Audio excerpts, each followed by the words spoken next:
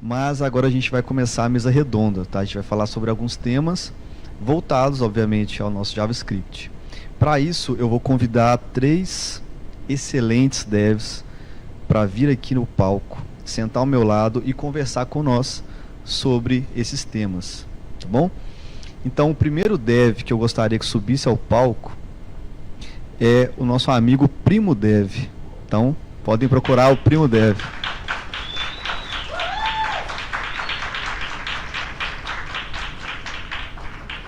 O Primo Dev, ele é engenheiro de software desde 2014, tá?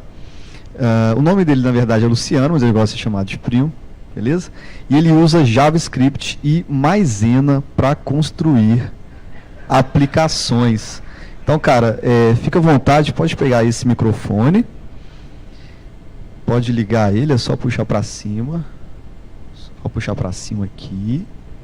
Muita tecnologia. Não é com JavaScript o microfone. E explica pra gente esse negócio da maisena que eu não entendi, cara. Então, na verdade, primeiramente, boa noite. É porque, pô, dá pra fazer muita coisa com JavaScript. E se você colocar uma pitadinha de maisena, dá pra você fazer até máquina do tempo. Então, é nessa pegada. Boa, cara, bacana. Então, beleza, gente. Aqui tá o Primo Dev. Vamos pro próximo, que aqui a mesa tá pesada. Seguinte, gostaria de chamar aqui em cima do palco também o nosso grande amigo Luiz Baldi.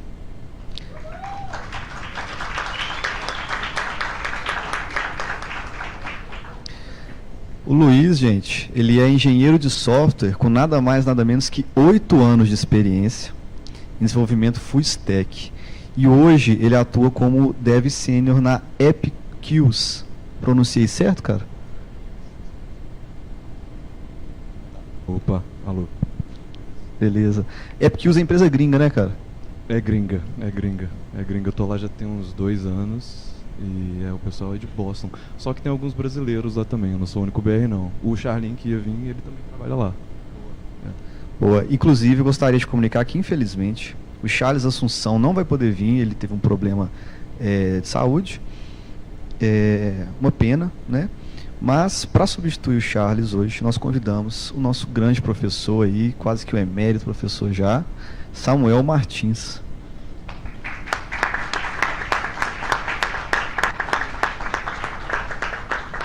Eu já apresentei o Samuel, né? Ele é professor aqui da PUC, ele é especialista em front-end, trabalha hoje também para uma empresa gringa, a BlueSite, mas estou apresentando novamente para vocês. Você está pegando muito chat GPT nos trabalhos aqui da PUC, da galera? Peguei alguns, viu? Peguei alguns. Às vezes a galera não dá nem o trabalho de tirar a pergunta, né? O cara copia a pergunta e a resposta no trabalho, aí não tem nem como, né? Aí não tem jeito, hein? E é complicado, né, gente? Então, beleza, pessoal. Vamos começar falando, tá? Sobre os desafios que a gente identifica, né? No atual panorama do JavaScript, né? E como estão sendo abordados. Então, gostaria de abrir para vocês quais são os desafios que vocês têm encontrado ao utilizar o JavaScript e como vocês têm resolvido esses desafios. Beleza. Pessoal, eu de novo aqui, né? Então é o seguinte, desafios de JavaScript. A gente tem alguns desafios, bastantes, na verdade muitos desafios aí. A começar pela, às vezes, a falta de foco que a gente tem, né? Assim, a pessoa que está começando, às vezes é muito difícil a gente indicar um caminho, né? O Romeu comentou, ele falou uma coisa muito importante ali. Eu começo ali, às vezes, pelo fundamento da linguagem. Aí beleza, passei para o próximo passo. Eu vou estudar qual framework, eu vou estudar qual biblioteca, né? Então acho que esse é um grande desafio, assim, a gente conseguir traçar uma estratégia, né, de carreira, principalmente quando a gente está no começo ali, sabe? Então esse é um dos problemas. Um outro problema que eu enxergo de desafio, assim, é que assim, o JavaScript, da maneira pura, ele tem muito gap, ele tem muito problema, né? E a gente acaba tendo que suprir alguns desses problemas com linguagens tipadas, como é o caso do TypeScript ou alguma outra linguagem mais exótica, funcional, né? Então, às vezes a própria linguagem ela acaba tendo alguns gaps de performance, né? Algumas coisas de escala que a gente acaba tendo dificuldade e tenta suprir essas necessidades com outras linguagens adjacentes aí. Então, acho que são dois dos grandes desafios que eu consigo perceber de momento aí. Luiz, você já teve problemas com performance, com JavaScript, cara? Como é que você resolveu isso? Essa é uma pergunta boa. Mas, tipo assim, a gente fala performance no front-end ou no back-end? Ou os dois? Cara, os dois, assim. Se onde você teve bucha, eu quero saber. Com certeza. Muitas aventuras. Mas, assim, eu acho que com relação à performance, é muito interessante a gente falar sobre performance e JavaScript, porque a galera costuma pegar um pouco no pé, assim, vamos lá. Porque, assim, a galera fala, pô, JavaScript foi uma linguagem criada essencialmente, assim, primordialmente para rodar no browser. E aí do nada a galera falou assim, não, vamos usar essa parada aqui no servidor e ver o que dá. E aí beleza, aí fica a galera do back-end já ficou meio puta, né? Tipo assim, pô, isso aqui não foi feito pra ser assim. E aí qualquer coisa que acontece é tipo assim, ah lá, como é que JavaScript é lento. E não é bem assim, porque eu acho que é muito mais sobre a forma como você aplica a linguagem para resolver o tipo de problema que você quer resolver. Então assim, com base na minha experiência em todos esses anos de JavaScript, sendo a linguagem que eu debulhei assim, de dentro a fora, resolver vários problemas, eu acho que o problema não é a performance do JavaScript, mas sim estar usando o JavaScript para resolver o problema errado.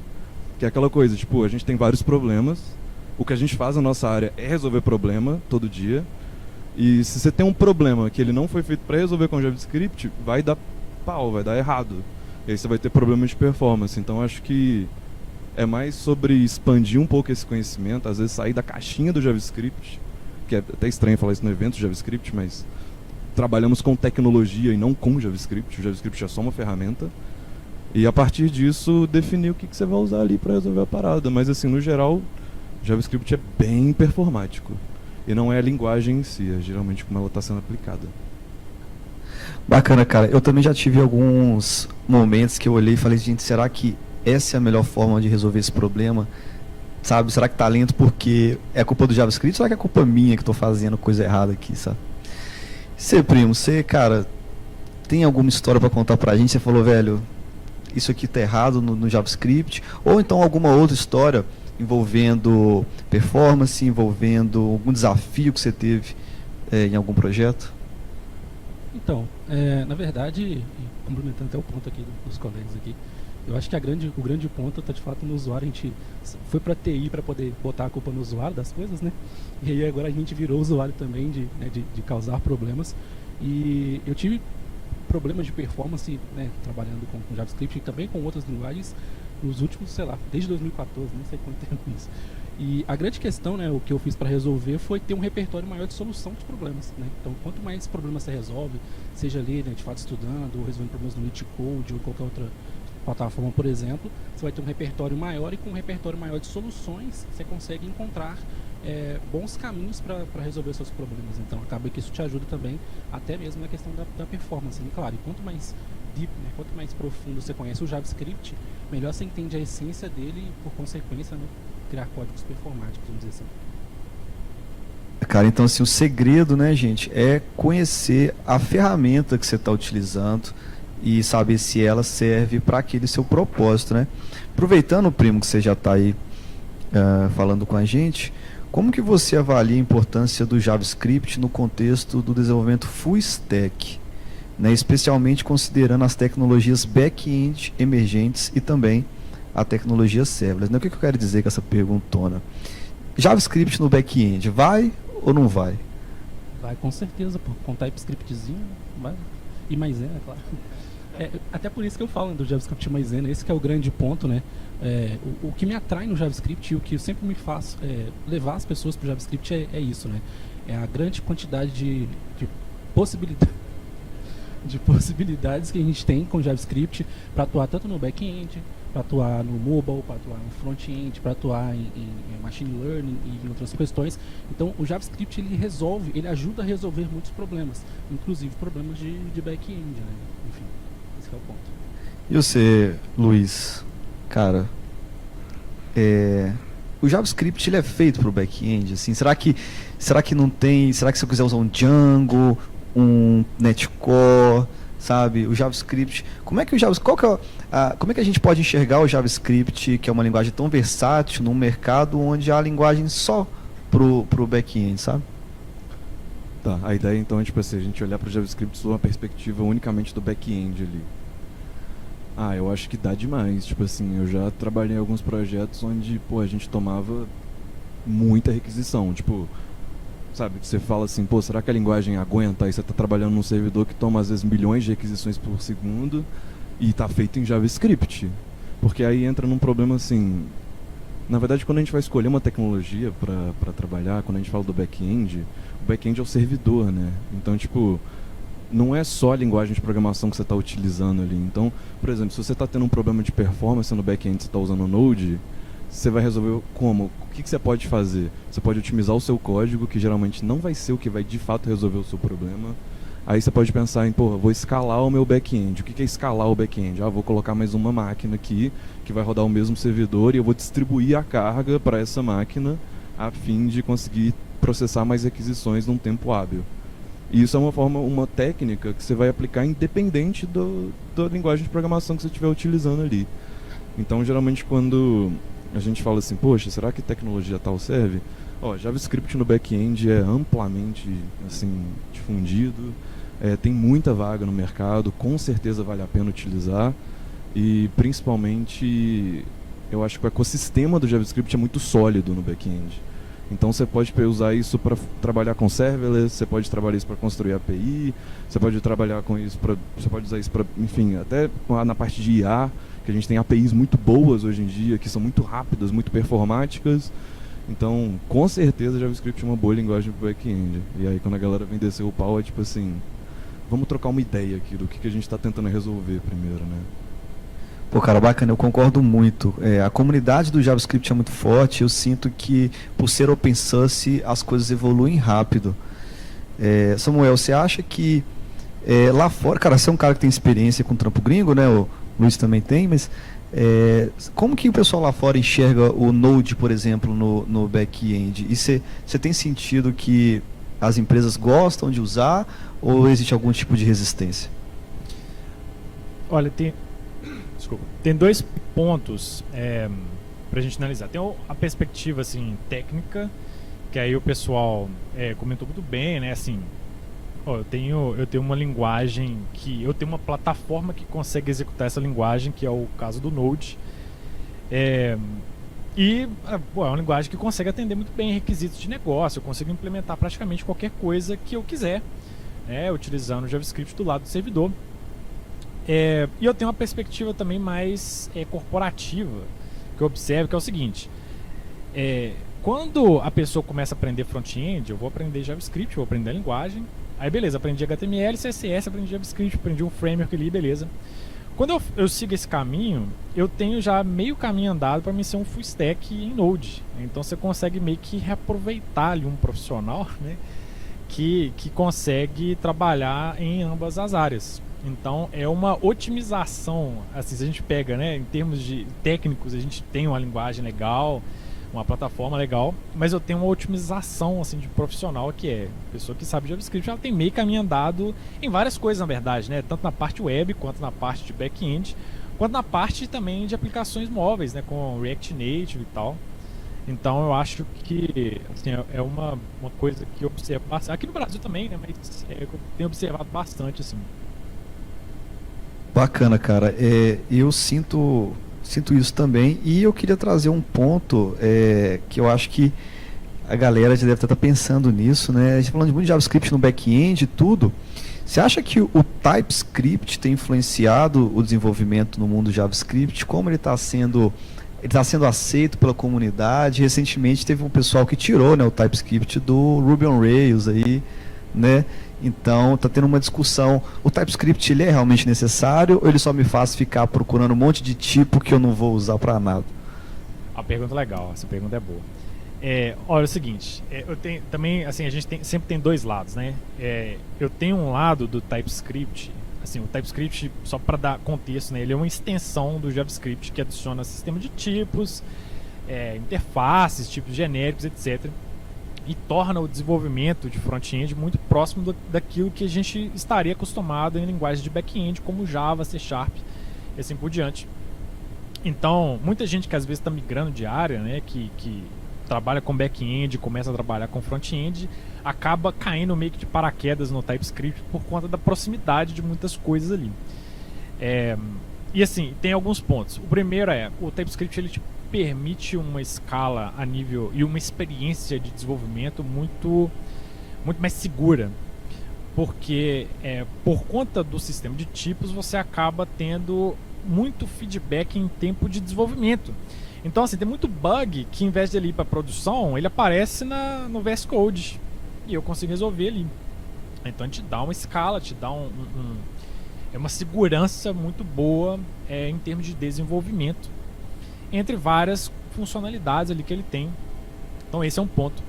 O outro ponto quando eu utilizo o TypeScript, eu automaticamente deixo a minha aplicação muito mais verbosa e porque se eu vou utilizar o TypeScript, eu tenho que utilizar ele da forma correta, que é escrevendo tipos bonitinho, fazendo um mapeamento lá da API, né, para o front-end e tal.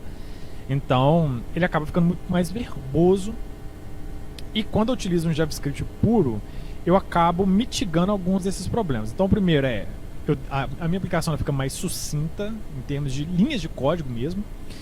E eu também tiro alguns problemas, que sei lá, lançou uma atualização do TypeScript, do 3.x para 3.y. Aí eu tenho que sair atualizando, eu tenho que atualizar a biblioteca do JavaScript, eu tenho que atualizar o loader do Webpack que processa o TypeScript, eu tenho que atualizar o lint do TypeScript. Então é uma cadeia de coisas, de bibliotecas que você acaba tendo que manter, que geram um trabalho. Aí eu acho que a questão esse trabalho ele compensa em termos de desenvolvimento, em termos de aplicação, ou é trabalho desnecessário. Tem algumas empresas que entenderam que isso não era tão necessário assim. Mas eu vou deixar essa pergunta no ar, com suspense. Pô, cara, acho que eu vou seguir essa pergunta justamente do jeito que você está falando. Luiz, você acha que compensa, e principalmente, acho que no front-end, imagina o seguinte, os alunos aqui da PUC, eles têm OOP em algum momento do curso, né? Então eles vão entrar e entender tipos, entender vários conceitos que são utilizados quando a gente trabalha com uma linguagem tipada. Agora imaginemos um cara do front-end que caiu de paraquedas no TypeScript. Você acha que compensa? Assim, nossa, tem tantas formas de responder isso, né? É um assunto tão legal. Mas assim, trazendo um pouco de contexto, assim, porque quando eu comecei, TypeScript não existia. Tava bem engatinhando ali. E aí, quando a galera trouxe TypeScript pro front-end, foi com o Angular, quando a galera, vamos fazer o Angular aqui. E aí eles colocaram TypeScript por padrão, e aí, tipo assim, a galera deu mortal pra trás, falou assim, isso aqui é coisa de doido. E uns anos depois se provou, né, que tá aí. Respondendo sua pergunta de forma direta, eu acho que compensa, porque quando você trabalha num time de desenvolvimento, numa empresa séria, você está construindo uma aplicação robusta, aí que você vai sentir o valor de ter um TypeScript ali, porque meio que você autodocumenta o seu código só pelo fato dos tipos estarem ali definidos. E essa questão da sua codebase estar documentada faz uma diferença absurda também, que você consegue navegar e entender o fluxo por onde seu código está passando, através dos tipos definidos e com uma segurança de que você não vai passar um objeto onde era para ser uma string e esse objeto tem propriedade x, y, z e aí você vai lançar uma exceção em runtime porque JavaScript é uma linguagem interpretada. E isso também é muito interessante porque assim, o TypeScript ele passa por um processo de compilação para uma linguagem que é interpretada no browser. E aí você também às vezes tem que analisar essa questão de performance, que às vezes você tem uma codebase muito grande e aí a galera vai falar tipo assim, será que isso aqui vai afetar e não sei o quê? Mas felizmente hoje em dia, na parte de tooling, a gente está muito tranquilo. O TypeScript é muito performático. E eu sei que eu dei uma navegada, uma volta muito cabulosa, mas a última coisa que eu queria falar, você falou sobre orientação a objeto em TypeScript. Isso aí também é legal, porque assim, eu sou um cara muito mais da programação funcional. Eu acho que faz muito sentido para desenvolvimento de UI, apesar de que orientação a objeto também é massa. E usar TypeScript para programação funcional é muito da hora. Hoje em dia a gente tem um suporte muito massa da própria linguagem, a gente tem inferência de tipos que já está no nível bem avançado, então a gente consegue escrever um código bem otimizado, bem limpo, sem aquela verbosidade desnecessária que às vezes a gente vê em outras linguagens, que é bom, né? Depende do que você está procurando ali. Então, assim, é uma tecnologia muito consolidada para o mercado e eu acho que para um desenvolvedor hoje, tanto front-end quanto back-end, eu diria que é até fundamental, assim, você ter um conhecimento em TypeScript, porque tomou conta do mercado e eu acredito muito, assim, que não vai sair tão cedo. Eu também acho que não. Apesar da gente ter alguns haters do TypeScript, né? Só aquela pessoa que já teve que procurar, já teve que estender um objeto que não fazia ideia do que tinha lá dentro, sabe o valor do TypeScript. Luciano, cara, me diz uma coisa. Na hora de usar o TypeScript, você acha mais interessante utilizar uma programação mais orientada a objeto ou uma programação mais funcional? Cara, eu venho dessa pegada também da programação funcional. Eu acho que é válido em ambos os casos. No meu contexto pessoal e profissional faz bastante sentido, né, a questão do funcional. E aí, eles começaram a falar do TypeScript, que me viu uma coisa aqui, porque, não sei vocês, mas grande parte dos vídeos sobre o TypeScript e afins que eu vi, a pessoa sempre começava falando assim: o TypeScript vai reduzir um pouco o seu ritmo no começo, mas você vai ganhar muito tempo depois. É um estigma que se criou em torno do TypeScript. E aí eu sempre falo que o TypeScript ele virou inimigo número 1 da pastelaria de software. Por quê? Porque agora o cara vai ter que parar para pensar que tipo de coisa que eu tenho que retornar, literalmente, que tipo de coisa, que tipo de informação que eu estou tendo que tratar. E isso, claro, vai tomar mais tempo. Não porque, mas no sentido de que, agora você vai ter que fazer o trabalho completo, evitar aquele retrabalho de ter que ir para o QA, voltar, enfim. E te ajuda em partes adicionais, né, de ter que refazer o trabalho, digamos assim.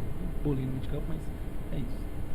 Bacana, realmente você falou uma coisa muito interessante, né? Ele te obriga a pensar no que você está fazendo, não simplesmente a sair escrevendo código que vem à sua cabeça e você, não, peraí, deixa eu pensar um pouco no meu software, o que meu software está fazendo, né? Bacana, eu vou mudar um pouco de assunto agora, tá? Eu vou trazer um tópico geral. É um tópico que vocês podem achar um pouquinho até batido, mas eu acho interessante porque a gente está falando um pouco de tendências, né, do que está por vir.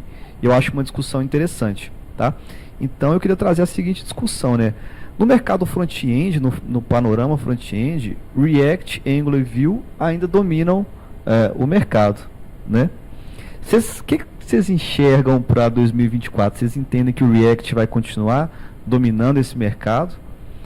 Ou vocês entendem que o Svelte vai tomar algum pedaço desse mercado? Vocês concordam comigo que Angular não é muito bom? Brincadeira, nada contra Angular, tá? Bom, fiquem à vontade para dar a opinião de vocês. Tá, então, a gente tem que entender que o React ele tem uma grande fatia de mercado pela simplicidade e pela desobrigação que você tem de seguir uma estrutura. Por isso que ele é considerado uma biblioteca e não um framework, né? E aí, como ele é uma grande fatia do mercado, a gente tem... perdão. Como ele é uma grande... Agora ficou alto. Uma grande fatia do mercado, então a gente tem ainda muitas aplicações. Você tem, claro, muitos desenvolvedores, existe naquele balançou uma árvore, cai 10 dev JavaScript e 5 React. Acontece, mas é por quê? Porque você tem muita aplicação sendo escrita e mantida em React, né? Tanto aplicações legadas quanto aplicações novas. Então eu vejo uma redução, não vou dizer exponencial, mas ela é mais lenta, né? Uma questão assim, de dividir mais para outros frameworks e bibliotecas, ter espaço para novas coisas. Hoje a gente vê aí, por exemplo, o server-side rendering tomando conta e meio que pulando etapas, né? Mas o React está preocupado com isso, com o Next tomando conta do mercado, dominando. Então ele está trabalhando uma ferramenta específica, né, para server-side rendering para os próximos anos. Então vai ter umas coisas para chacoalhar esse movimento aí. E eu acho que assim, o React ainda tem, se espremer, ainda sai muito cauto. Boa, você falou uma coisa interessante sobre o Next, né? Você acha que o Next está tomando o mercado do React, Luiz? Ou você acha que são mercados diferentes?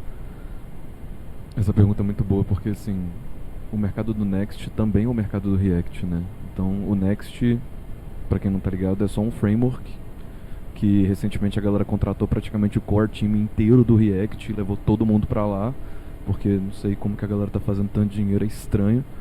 E é muito interessante também que você falou do Svelte. A galera da Vercel, que é a empresa que está por trás do Next, contratou o criador do Svelte e o time do Svelte. Então, assim, a Vercel hoje tem boa parte da galera que está no core do React e a galera que faz o Svelte também. E respondendo essa pergunta, o que vai ser, né? Tipo assim, tendências e tal. Eu acho que o que eu tenho visto mais, assim, é uma mudança de paradigma, onde, tipo, até a talk do Samuel muito foda sobre, a gente tem single page applications e a gente usa muito client-side, e eu vejo que a tendência que tá rolando nos últimos meses aí é mover muita coisa pro servidor. Assim, como a gente tá nessa fase, tipo assim, que a galera tá puxando muito pro servidor, tem muito, tipo, beleza, vamos colocar tudo lá, vamos ver o que dá, tem muita coisa experimental ainda. Eu acho que vale a pena ficar de olho nisso, e isso também afeta a galera que tá entrando no mercado agora, porque eu acho que cada vez mais a tendência é você ter um pezinho ali no back-end, num full stack, entendeu? E aí o React está lançando uma funcionalidade nova que é Server Components, sei lá, RSC, e super polêmico também, que a gente parte para renderizar componentes no servidor, e aí você meio que hidrata isso no client, só um componentezinho específico que às vezes está puxando dados de uma tabela no banco de dados, e aí essa camada do front-end ela fica cada vez mais acoplada no lado do servidor, e como tudo na computação, tem prós e cons disso, é só uma forma de resolver o problema, mas eu acho que se fosse analisar tendências, assim, eu acho que é essa coisa do, tipo, mover mais pro servidor, e tipo, isso tem meio que alastrado, tanto o Vue, quanto o React, quanto o Svelte, isso tem se tornado um padrão, assim, é interessante ver para onde que isso vai, né. Bacana. O Next, ele trouxe, né, ele ocupa um espaço que eu não posso estar errado, mas eu sinto que o Next ele ocupa mais um espaço que o Angular ocupava do que o React, sabe? Porque às vezes falava, por que usar Angular? Porque ele é server-side, porque eu vou ter SEO nele, né? Esse era um argumento. Samuel, você que é um cara especialista em front-end, você já falou muito de front-end, eu vou te puxar para uma outra coisa. Tendências também, né? O Node.js ele domina totalmente o runtime no JavaScript, né? E a gente tem o Dino, né? E agora a gente tem o BAM também, né? Que são novos runtimes aí que estão prometendo ser mais rápidos, mais performáticos, mais completos, né? Como é que você enxerga isso para 2024? Você acha que tem realmente espaço para esses runtimes? Ou você acha que, assim como o Dino, não vai ocupar tanto espaço a curto prazo? Cara, eu acho que quando a gente começa a falar de aplicações assim, de produção, coisa séria, que tá mexendo no bolso de alguém, né, que tá, né, performando ali, a tendência acaba sendo sempre a gente ir para uma solução um pouco mais estável, né, para projetos, igual eu falei, de produção, né, coisas que estão aí rodando em cima de cliente e tal. Essas outras coisas que vão chegando, né, elas têm que mostrar um serviço muito, muito bem feito para conseguir tirar uma fatia de mercado de uma coisa estável que está funcionando muito bem. Então tem que ter uma coisa muito disruptiva assim para justificar você escolher um BAM ao invés de você escolher o Node, né, ou Dino também, né. Então são plataformas diferentes que oferecem alguns recursos diferentes. Mas assim, particularmente eu não vi nenhuma coisa extremamente assim que justificasse. Eu vou pegar a minha aplicação que está toda escrita aqui em cima da plataforma do Node, todas as bibliotecas que tem compatibilidade e tal, e fazer um teste com aplicação assim, de produção.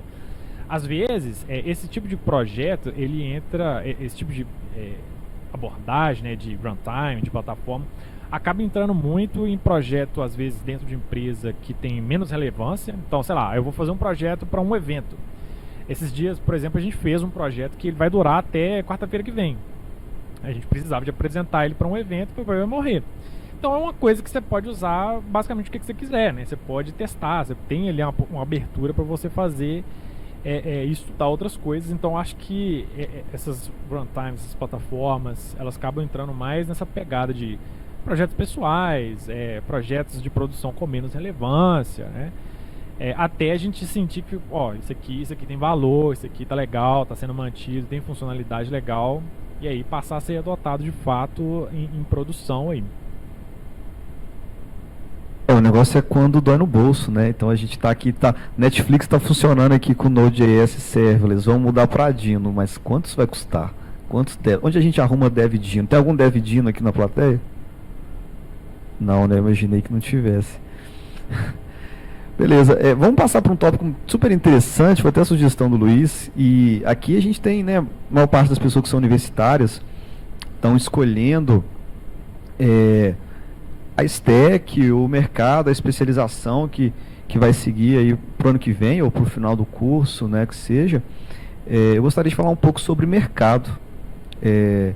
Como vocês estão sentindo o mercado do JavaScript? O JavaScript é muito versátil, então a gente tem front-end, back-end, mobile, IA. Nossa, eu posso ficar aqui falando, né, tem diversas coisas.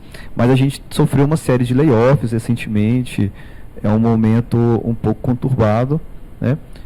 Mas o JavaScript tem sempre muita vaga. Então, como vocês estão enxergando esse cenário? Isso aí é um ponto importante, porque assim, primeiro, questão de mercadológica, a gente tem observado uma dificuldade de achar vaga para júnior e estagiário, né? Você quase que não acha. Você vê aí a galera às vezes procurando, ou então abre uma vaga de júnior no LinkedIn e tem 5.710 aplicações, né? Então tá complicado, não só para a área de front-end, mas eu acho que o mercado de tecnologia em geral ele tá passando ainda por uma fase meio estranha, né, que a gente não estava acostumado, né? A gente estava acostumado a receber proposta de LinkedIn, 5 propostas por dia, né? A gente não tá mais nessa época, né, de bonança assim. Então assim, em questão de mercado, eu acho que tem essa questão geral. Mas também tem um ponto que o profissional de JavaScript, ele é um profissional muito versátil, né? Então, eu consigo ocupar uma vaga de um desenvolvimento, de uma empresa que trabalha com desenvolvimento de aplicações móveis, de aplicativo, com às vezes um pouco mais de estudo ali, eu dou um passinho para frente e consigo ocupar uma vaga dessa. Eu consigo ocupar uma vaga de back-end e também vaga de interface. Nada contra outras linguagens, mas você pega um profissional, por exemplo, de alguma linguagem de back-end, de Java, por exemplo, é um profissional que ele é bem nichado, né? Ele vai ocupar um nicho muito específico de back-end com aquela linguagem e pronto, acabou. Então, assim, eu acho que no momento, eu creio que isso vai passar uma hora, mas a gente tem dificuldade de encontrar vagas para pouca experiência, mas também o profissional de JavaScript é um profissional que a médio e longo prazo tende a não ficar desempregado mais, né? Uma vez que você consegue abrir a primeira porta de emprego ali, a tendência é que você permaneça no mercado até com uma certa segurança pela quantidade de vagas aí. Bacana, realmente o JavaScript é muito versátil. Eu prometo, tá, gente, que nós não vamos vender curso de JavaScript no final da palestra, tá bom?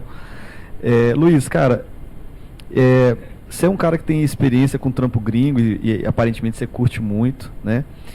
Justamente para o nosso mercado nacional, ele não está tão, né, como o Samuel falou, no momento de bonança, ele está um momento mais ali de vacas magras. Você acha que o mercado gringo pode ocupar esse espaço nesse momento? Essa é uma boa pergunta. Depois eu até queria ouvir sua perspectiva, porque, tipo assim, a gente cria uma coisa muito nossa, né, vou trabalhar para gringa e tal, aí fica aquela coisa. E eu acho que não é sobre uma questão técnica, assim, eu acho que a maior barreira, talvez seja óbvio isso, é a linguagem. Eu acho que o inglês, assim, é a parada que vai realmente te diferenciar de um cara gringo pra nós, da galera aqui, tipo, porque a nível técnico é a mesma coisa. Tipo, na empresa que eu trabalho, por exemplo, a gente até brinca que os brasileiros, assim, a gente trabalha muito mais. Eu tava até conversando isso com o Samuel. Tipo assim, quando eu comecei a ralar pra gringo, eu ficava tipo assim, galera, como assim vocês não vão trabalhar, tipo, 8, 9, 10 horas por dia? Porque a gente rala muito, tá ligado? E eu tenho visto uma tendência que a galera tem vindo cada vez mais buscando mão de obra na América Latina, não só aqui do Brasil. Eu trabalhei com colombiano, com argentino, a galera tá aí.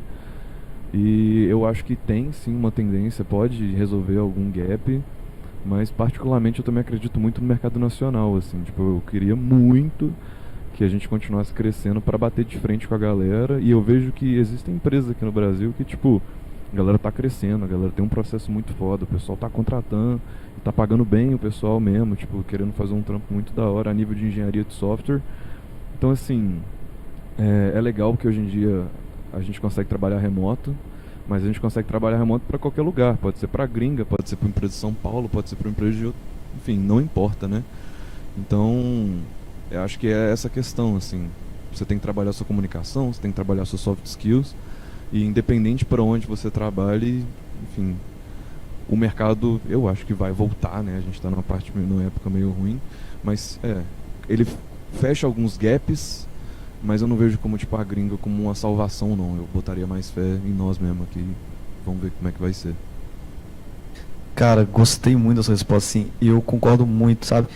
O trampo na gringa, igual eu estava conversando com o Samuel mais cedo, ele pode ser, assim, uma saída, né?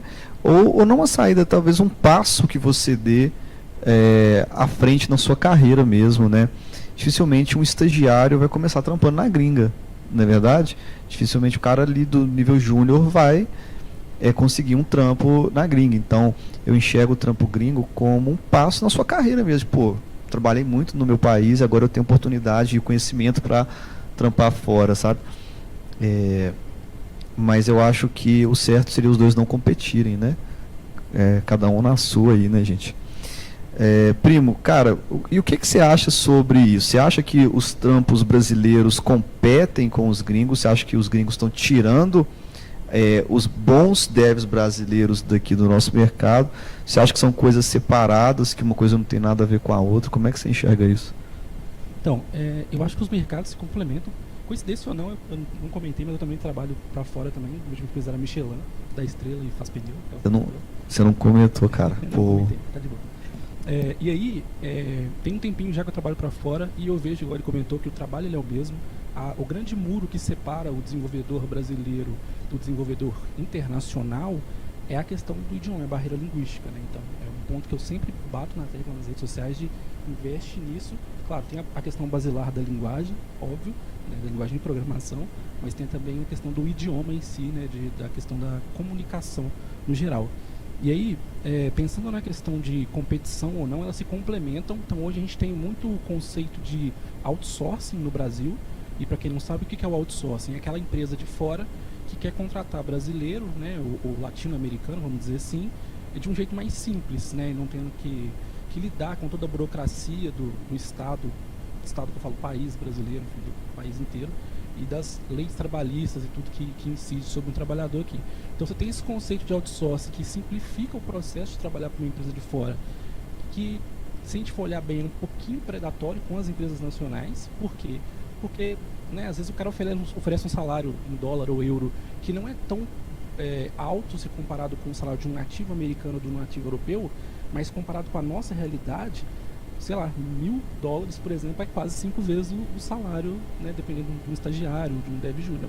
Então, tem esse quê de predadorismo, mas, infelizmente ou felizmente, a gente tem que viver paralelo a isso, né, digamos assim. Tem que conseguir enxergar coisas boas e coisas ruins de todos os lados e tomar a própria decisão.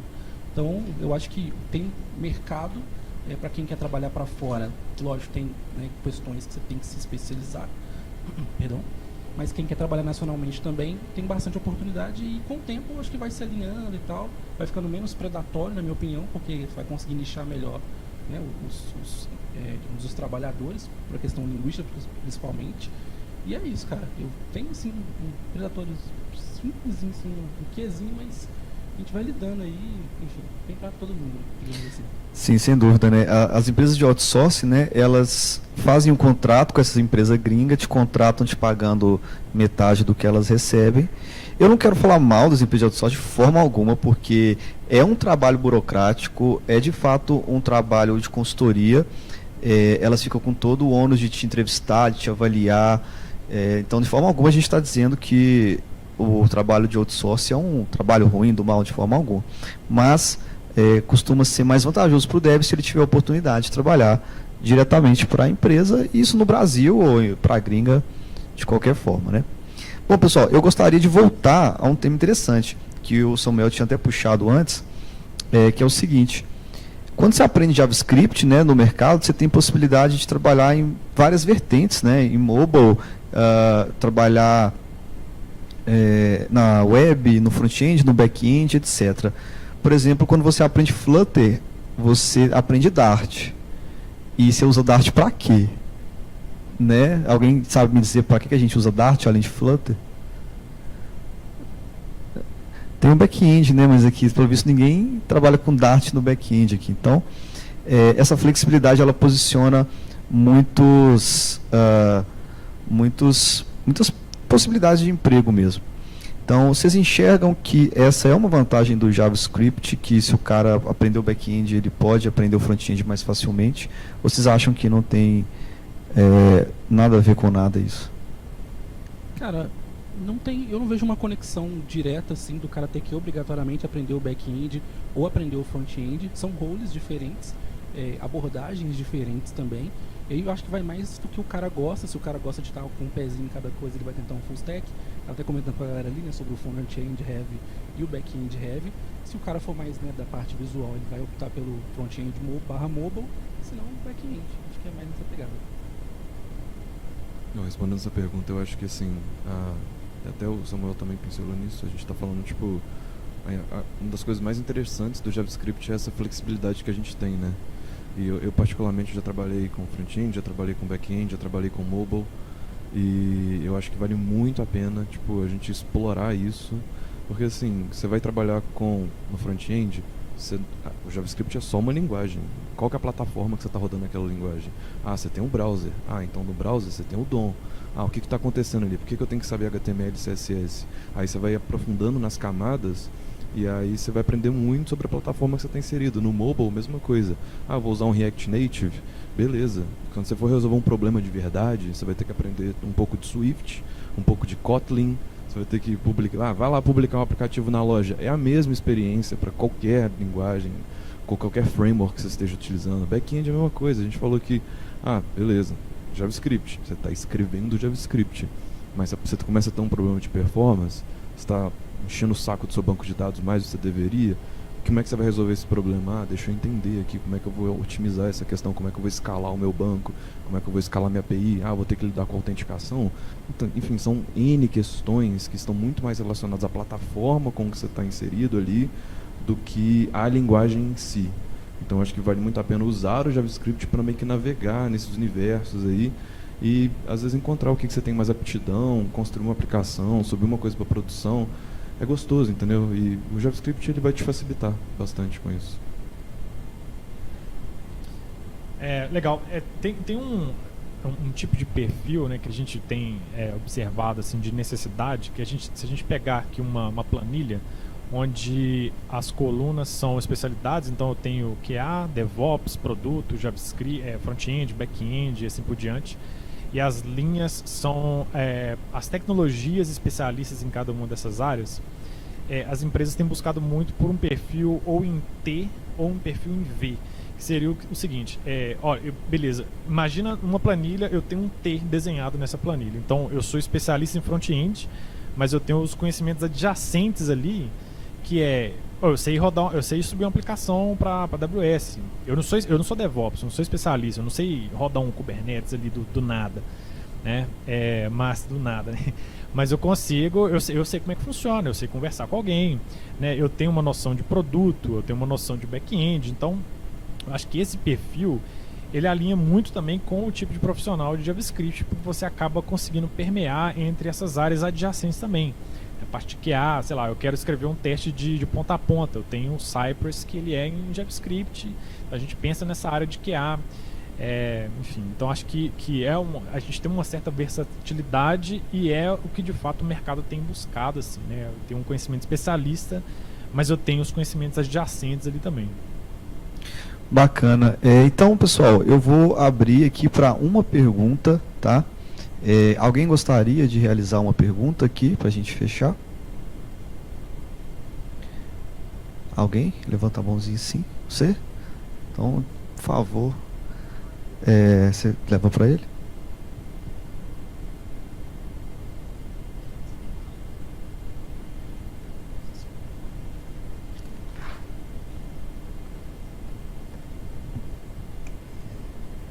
Boa noite.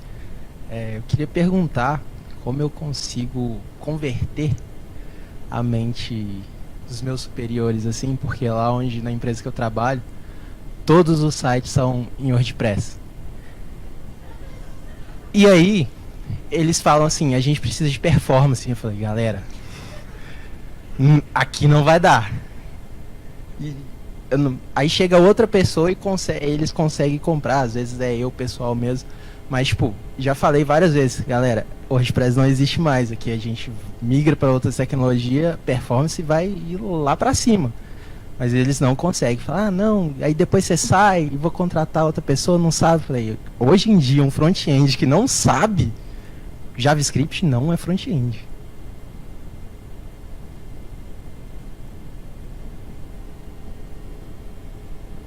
Então, na verdade, pegando um gancho no que ele falou, tem uma questão aí que é sobre por que mexer num time que está ganhando. Entende?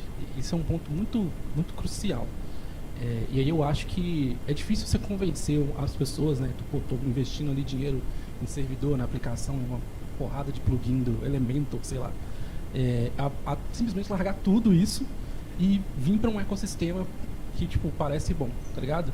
Então eu acho que o jeito, não sei se é mais fácil, mas o jeito mais simples de você tentar mostrar para eles é, sei lá, pega um final de semana, recria um projeto menor deles do zero, usando as ferramentas que você quer mostrar para eles. Fala, olha aqui o que eu fiz com essa ferramenta.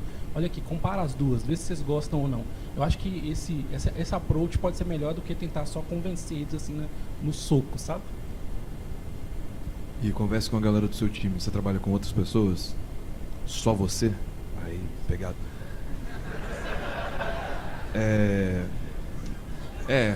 Tipo assim, essa ideia do primo. É porque, tipo assim, pô, eu também fico meio assim de trabalhar final de semana. Mas isso que ele falou, acho que todo mundo em algum momento já passou por uma situação assim, sabe? Do tipo, pô, eu quero provar pra galera aqui que eu preciso melhorar essa parada. Então, tipo, mostra pra galera uma parada funcionando e, tipo, faz uns benchmarks muito toscos, assim. Tipo, roda o site lá, o WordPress, e roda o site que você fez usando umas tecnologias mais modernas e troca uma ideia com a galera, velho. Mas, assim, se você não tá feliz também, você pode considerar outras paradas. Tipo, trabalhar com WordPress full time é pegado. Cara, eu trabalhei 4 anos com WordPress. Eu entendo o seu lado. Você já jogou Age of Empires? Tem um personagem lá que ele converte, né, a galera. Ele joga um cajado lá e... Mas, tirando a brincadeira, cara, é difícil porque, tipo assim, o pessoal de nível de gerencial, eles têm uma cabeça muito diferente da gente e tem que ser assim mesmo, né? E enquanto a gente não consegue mostrar um valor de fato, assim, você não vai conseguir convencer ninguém assim, com um argumento, né? Você falando, você pegando a palavra lá do React e tal, quase nunca funciona, né? Então, acho que complementando o que o Primo falou aí, acho que, cara, você tem que tentar mostrar valor de alguma forma. Às vezes, o WordPress ele tem uma solução headless, né? Que você consegue usar o WordPress como API, como servidor, né? E faz a parte de front-end com React. Então, você consegue achar um meio termo. Essa é uma solução válida. Você encontra um meio termo ali, você usa o React como back-end, o React como front-end e o WordPress como API, talvez é uma solução aí. Mas igual eu falei, é difícil você convencer as pessoas sem mostrar valor, principalmente o pessoal de produto e tal. Verdade, gente. Meu primeiro trampo na minha vida, a primeira oportunidade que eu tive de trabalhar com desenvolvimento foi com o WordPress. Aprendi muito, mas sofri muito também. Produção, tem tempo para mais uma pergunta, produção? Temos? Então, por favor, alguém aqui?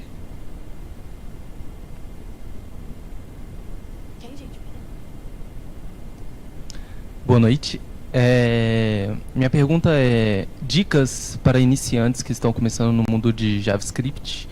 Como não se perder com tantos frameworks, tantas coisas para fazer, SLint para configurar, mundo como AWS para configurar, para subir uma aplicação. Como não se perder nesse mundo gigantesco que é o JavaScript? Boa noite. Avance. Tô brincando pra isso não. Então, cara, isso é um ponto de dor muito forte de quem trabalha com JavaScript, com uma tecnologia ou qualquer outra tecnologia que está muito hypada. Você tem muitas possibilidades, você tem um universo muito grande de coisas que você pode abordar e acaba ficando difícil você escolher por conta própria. Então, o que eu sempre recomendo pra galera, existe um site chamado roadmap.sh, que é um site que tem roadmaps de diversas linguagens de programação e de roles, inclusive de JavaScript. Então, você consegue se guiar por tópicos-chave que, assim, talvez não cubra 100%, né, do que um dev JavaScript ele precise ou deva saber, mas te ajuda a guiar nesse processo de entender, né, qual que é o próximo passo que você precisa dar.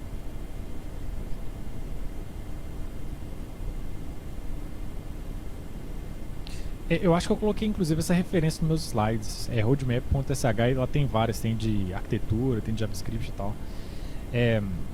Cara, eu tentaria olhar essa questão de não ficar perdido, pensando o seguinte, ó, estou começando agora, quais são as empresas que eu gostaria de trabalhar algum dia na minha vida, né? Então eu gostaria de trabalhar, sei lá, vamos pegar aqui, Facebook, Meta, né, AWS, sei lá. Então você pega algumas empresas aqui que você gosta de trabalhar e vê quais são as necessidades dessas empresas e tenta focar mais ou menos o seu estudo para alguma área que você enxerga que tem mercado, né? Eu acho que é um caminho que você pode seguir, que é olhar o mercado e ver o que tem em aberto, né, nas empresas que você gostaria de trabalhar e tentar direcionar um pouco o seu estudo por ali. Quando você aprende uma tecnologia bem aprendida, né, isso é muito mais valioso do que você aprender 20 coisas, do que você ser um pato, né, em vários frameworks, né? Você não nada direito, não voa direito, não corre direito, você aprende uma coisa superficial em 300 bibliotecas, e isso não é tão vantajoso assim em termos mercadológicos, né? Então acho que no momento que você aprende uma bem feita, as outras ficam bem mais tranquilas de aprender. Beleza, gente. Vamos para a nossa última pergunta, né? Quem se candidata à nossa última pergunta? Temos ali um candidato. O nosso colega de camisa branca ali.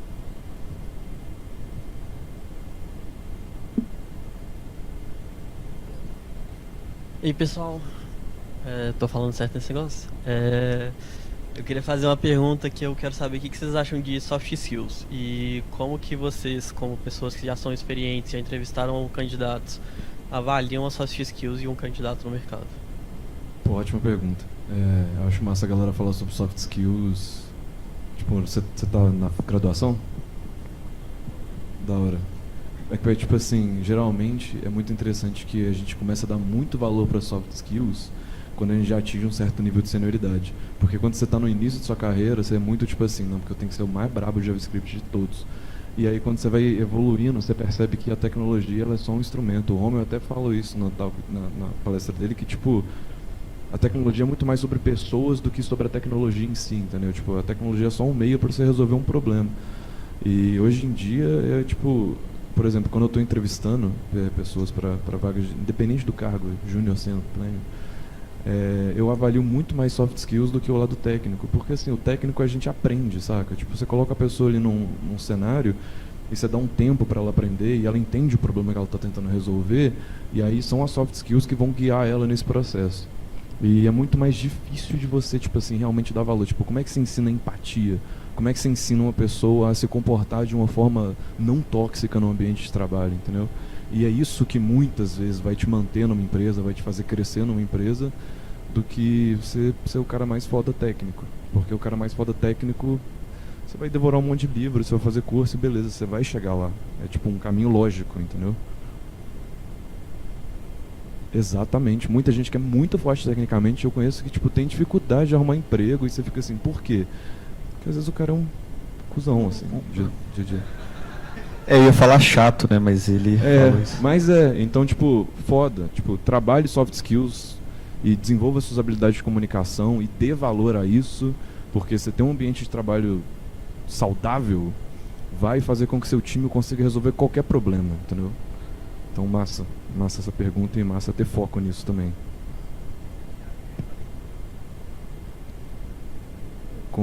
Tipo... mas... Legal. Isso é tipo uma questão de perspectiva, assim. Mas... É porque, tipo assim, a questão de afinidade. Acho que é nessa pegada. Tipo, eu achei essa pessoa legal. O que me faz achar você legal?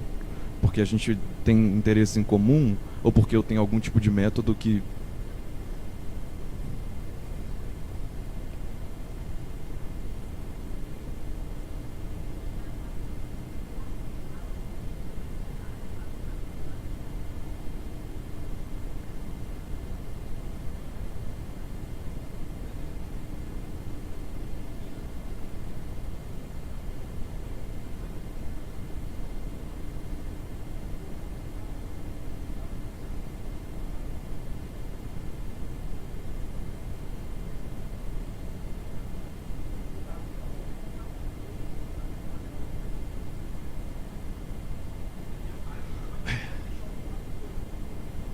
mas assim, independente. Tipo, massa a pergunta. É porque, tipo assim, por exemplo, vou dar um exemplo prático. Eu tô entrevistando e eu tô avaliando soft skills. Eu vou perguntar pra pessoa assim, eu abri um pull request que eu vou fazer alterações na codebase, e aí eu queria que você me explicasse como que você ia fazer uma sugestão de melhoria no meu código. Tem várias formas de resolver esse problema. Então existe um lado técnico que você consegue avaliar como que a pessoa se comporta. Mas não é tipo, a gente nunca busca afinidade. Aí tem fit cultural, que aí entra em outras questões. Aham.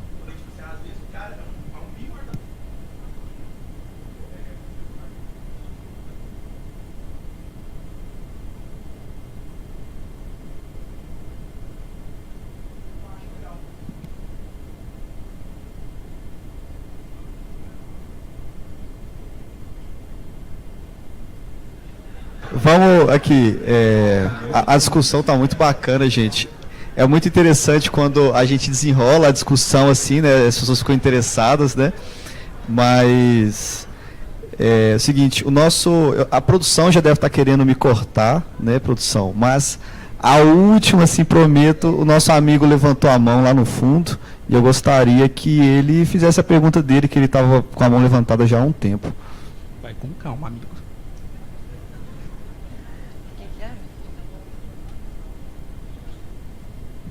Boa noite, todo mundo primeiro. Queria perguntar, ainda seguindo nesse gancho das soft skills, eu como candidato, como eu faço para transparecer numa entrevista ou numa seleção de RH que eu tenho as soft skills necessárias ou que eu sou um candidato que preza por essas qualidades no geral?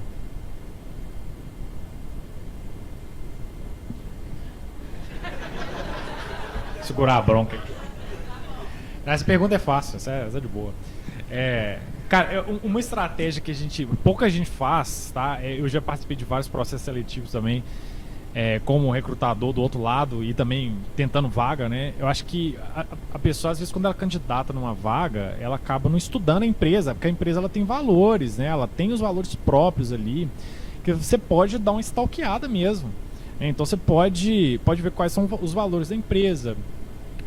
Você pode às vezes conversar com alguma pessoa, né? Puxa uma pessoa no LinkedIn, tenta puxar uma conversa com ela, né? Para tentar você bolar a sua estratégia de entrevista, né? A entrevista você tem que ir preparado dessa forma. Então, assim, eu entendo a empresa, eu entendo o negócio, mas eu também entendo os valores. Então, o que a empresa está buscando dentro daqueles valores, né? O que ela está buscando de soft skill para você tentar sobressair um pouco, né? Nessa parte de valores aí. Bacana. Uma dica boa é essa. Entre em contato direto com a pessoa do RH do LinkedIn, manda mensagem para elas, né, se colocando à disposição. Isso funciona por mim, inclusive. Gente, então é isso. Muito obrigado por todo mundo ter ficado até o final. Uma salva de palmas aí para os nossos colegas.